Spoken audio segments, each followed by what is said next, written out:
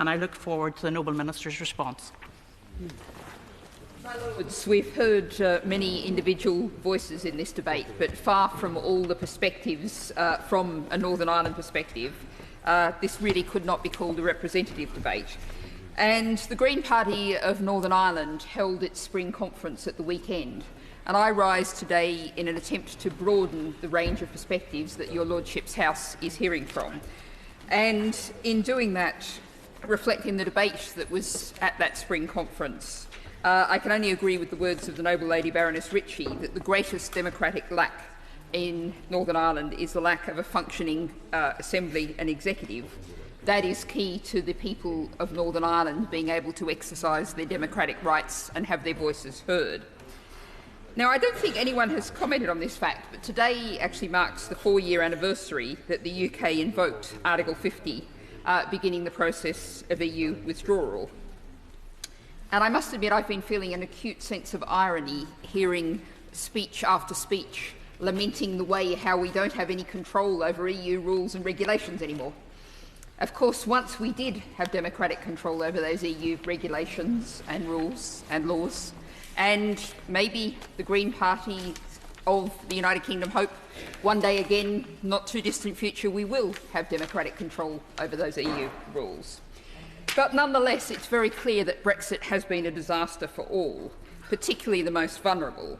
And I have to remark something that was discussed a great deal at the conference at the weekend, is the fact that in 2 days' time, European social funding for charities and community groups is ending, an absolute cliff edge that the Westminster government had promised would not happen. And so my direct question to the Noble Lord the Minister is the government going to take some emergency action to deal with that cliff edge, which is going to rob vulnerable people of absolutely essential services and support? And that point has to be made in the context of this debate. Now, coming to the much debated issue of the Irish Sea border, yes, it is under this Windsor framework. It's still there, but it's less visible and less expensive. And here we are at the practical reality of Brexit.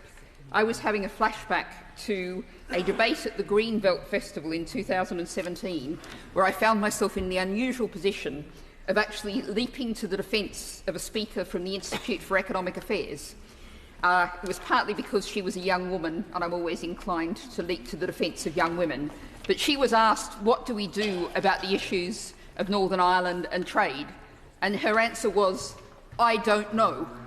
And the crowd started to barrack her, and I said, there is no answer to this problem. There is no solution. We have to just find the best way forward that we possibly can. And that is essentially what we're trying to do here. Now, I think addressing the particular point of the Stormont break, it has been described as similar to the much contested petition of concern. However, a deep read into the mechanisms makes it clear this is not the case. Now, I note that at a recent event by the QUB Law School, Gordon Lyons described it as a sophisticated piece of constitutional engineering. I'll admit to a degree of that word sophisticated being concerning, but that's what it is.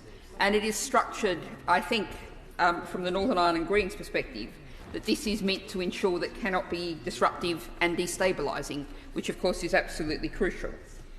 Now, I come back to the point about this being about the reality of lives of people in Northern Ireland, and what some of the things the Windsor framework is going to do is to be really practical.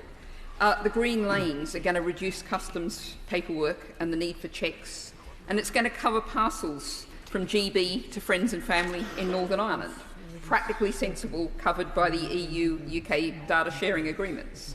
The volume of EU law traders will need to comply with is going to be reduced. Northern Ireland will be exempt from certain VAT provisions. The UK will be able to lower VAT rate on certain goods such as heat pumps and alcohol served in hospitality venues.